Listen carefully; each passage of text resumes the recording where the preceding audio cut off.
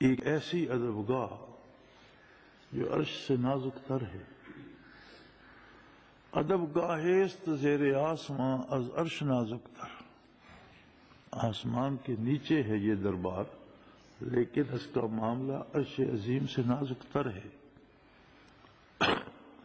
نفس گم کردہ می آیند ابو بکر و عمر ہی جا.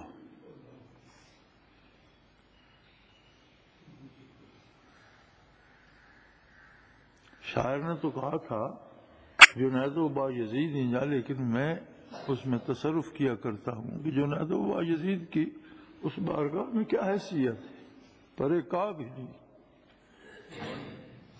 نفس گم کردہ می آیند ابو بکر و عمر ہی جا.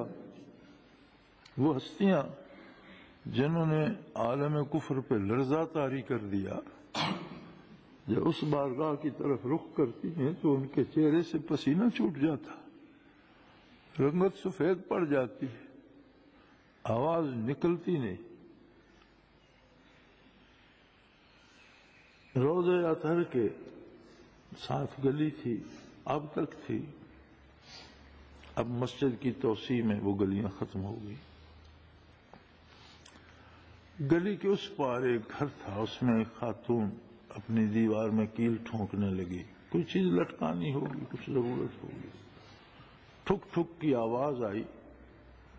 سیدہ عائشہ صدیقہ رضی اللہ تعالی عنہا ام المومنین، انہوں نے فوراً پیغام بھیجا اور آپ کے الفاظ یہ تھے: لا تؤذوا رسول اللہ صلی اللہ علیہ وسلم. نبی کریم صلی اللہ علیہ وسلم کو پریشان نہ کرو، کیا ٹھک ٹھک کر رہی ہو. گلی کے اس پار گھر تھا، اس نے کیل ٹھوکنا چاہی تو ام المومنین نے پیغام بھیجا فوراً یہ ٹھک ٹھک بند کرو، اس سے نبی کریم صلی اللہ علیہ وسلم کے آرام میں خلل آتا ہے.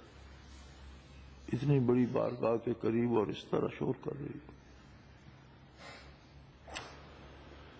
میں نے آپ کے اس معجزے کو اپنی آنکھوں سے دیکھا. جب مسجد نبوی کی توسیع ہو رہی تھی تو متعدد بار حاضری نصیب ہوئی. ایک بار نہیں، کئی بار، برسوں ہوتی رہی. انہوں نے جو ستون اس میں کھڑے کیے ہیں اور ان کی بنیادیں وہ بہت گہری لے گئے ہیں. بعض کے مطابق 70 فٹ تھیں. اب وہ 70 فٹ جو پلر کی بنیاد رکھی گئی، اس کے لیے انہوں نے مشینیں لگائیں. ایک کٹر تھا، وہ پورا 70 فٹ کا کٹر تھا. اب یہ مسجد 20 فٹ بلند ہے، وہ کٹر 70 فٹ تھا. پھر اس کے اوپر کئی من، 50-60 من وزنی وہ ایک لوہا تھا تھوڑا سا. وہ مشین اس کٹر کو زمین پہ رکھ کے پھر وہ جب مشین چلتی تو اس لوہے کو اوپر اٹھاتی، اوپر سے چھوڑ دیتی، وہ زور سے اس پر لگتا.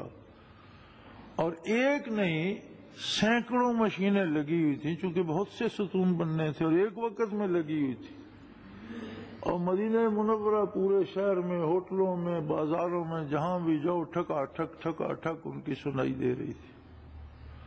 لیکن جیسے ہم مسجد نبوی کے در اقدس پہ پہنچتے، دروازے سے اندر یاد ہی نہیں رہتا تھا کہ باہر مشینیں لگی ہوئی ہیں. کوئی آواز نہیں. اور بے شمار دوستوں نے دیکھا ہوگا اور شاید کسی نے نوٹ کیا یا نہیں کہ سارا بے ہنگم شور مسجد نبوی سے باہر تھا. آپ دروازے سے اندر ہوتے ہیں، اللہ کریم نے یہ تمام فرما دیا کہ شور اندر نہ جائے.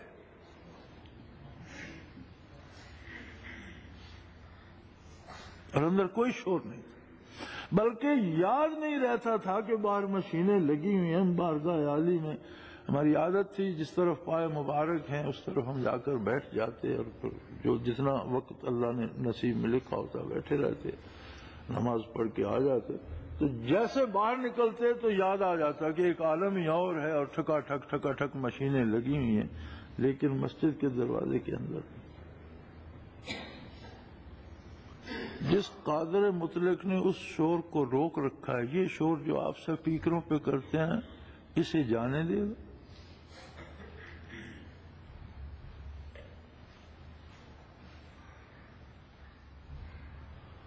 سب سے بڑی اور پہلی بات احترام نبوت ہے. آپ آپ صلی اللہ علیہ وسلم کے مقام عمر پڑھو الصلاۃ والسلام علیک یا رسول اللہ، مزے لے لے کے پڑھو، اپنے دل میں بیٹھ کے پڑھو، ادب و احترام سے پڑھو. تمہاری آواز کی بلندی سے تو وہ نہیں سنیں گے، انہیں اللہ نے جو طاقت دی ہے اس سے سنیں گے. اللہ وہاں تک بات پہنچائے گا. اللہ نے ایسے فرشتے مقرر کر دیے ہیں کہ جہاں کوئی درود پڑتا ہے وہ لے لیتے ہیں، اسے جنت کے خوبصورت ریشمی لفافوں میں، غلافوں میں اور خوبصورت ان میں ٹرے میں رکھ کر بادب جا کر پیش کرتے ہیں کہ یا رسول اللہ یہ فلاں جگہ سے فلاں نام کے بندے نے، فلاں کے بیٹے نے پیش کیا. اور بزرگ کہا کرتے تھے کہ درود اس طرح پڑھو کہ ایک فرشتہ لے کر نکلے، پیچھے دوسرا، پیچھے تیسرا، تاکہ تم تک اور روضہ اطہر تک ایک قطار بن جائے. پڑھو بھائی، درود سے کون منع کرتا ہے؟ درود پڑھنا تو فرض ہے اور ہر مرض کا علاج ہے. نبی کریم صلی اللہ علیہ وسلم کی خدمت میں ایک صحابی حاضر ہوئے، عرض کی یا رسول اللہ میں نے وقت رکھا ہے کہ دن کا اتنا وقت جو ہے میں نے مختص کر لیا ہے کہ یہ صرف میں وظائف پڑھوں گا، اور اس میں 1/4 درود شریف پڑھتا ہوں اور باقی 3 حصے اس وقت کے جو ہے اس میں یہ پڑھتا ہوں، یہ پڑھتا ہوں، یہ وظیفہ پڑھتا ہوں، یہ پڑھتا ہوں. آپ صلی اللہ علیہ وسلم نے فرمایا کہ اگر درود بڑھا لو تو اچھا ہے. اس نے کہا یا رسول اللہ پھر آدھا وقت درود شریف پڑھوں اور آدھا وقت دوسرے وظائف پڑھوں. آپ نے فرمایا اور بڑھا لو تو اچھا ہے. یا رسول اللہ پھر وقت کے 4 حصے کرتا ہوں، 3 حصے درود شریف پڑھوں، 1 حصہ دوسرے وظیفے پڑھوں. فرمایا اور بڑھا لو تو اچھا ہے. عرض کہ یا رسول اللہ میں صرف درود شریف پڑھتا رہوں. فرمایا اگر ایسا کرو گے تو دنیا اور آخرت کی ہر مصیبت سے نجات پا جاؤ. کوئی دنیا کا کام اور کوئی آخرت کا کام ایسا نہیں ہے جو سدھر نہ جائے. درود شریف تو ایسا وظیفہ ہے. اور مجھ سے جب کوئی بھی خط لکھ کر پوچھے یا زبانی پوچھے کہ ذکر اور نماز اور فرائض کے علاوہ کیا کروں تو میں کہتا ہوں درود شریف پڑھا کروں، کیونکہ اس سے بڑا کوئی وظیفہ ہے ہی نہیں. چلتے پھرتے اٹھتے بیٹھتے آتے جاتے ہر وقت درود پڑھتے رہو. رحمت الہی سے ایک رابطہ رہے گا، ہر مصیبت سے تحفظ رہے گا. قبر کے اندھیروں میں روشنی ہوگی، منکر نکیر کے سوالوں میں ہمت پیدا ہوگی جواب دینے کی. دوزخ سے بچائے گا اور جنت کا راستہ دکھائے گا. دنیا میں دنیاوی مصیبتوں سے ڈھال ہے. گھروں میں برکت ہوگی، کاروبار میں برکت ہوگی، خاندان میں برکت ہوگی، اصلاح ہوگی.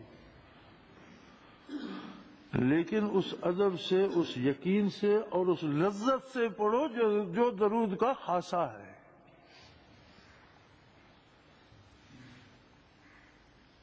تو میرے بھائی، یہ بدامنیاں،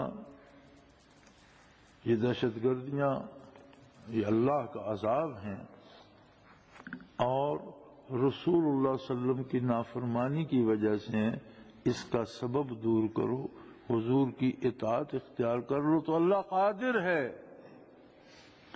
کہ سارے جہان کو آتش نمرود جلاتی رہے اور درمیان میں ابراہیم علیہ السلام کو کھلاتی رہے، وہ محفوظ رہیں. وہ قادر ہے.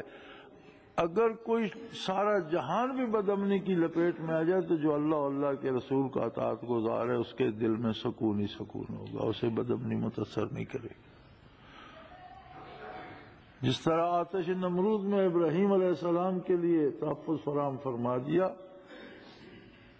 تو کم از کم اپنے تحفظ کے لیے، اپنی پناہ کے لیے تو وہ بارگاہ اختیار کر لی جائے. اللہ کریم ہم سب کے گناہوں کو معاف فرمائے اور ہم توفیق عطا کرے کہ ہم آپ کی اطاعت کا حق ادا کر سکیں. وآخر دعوانا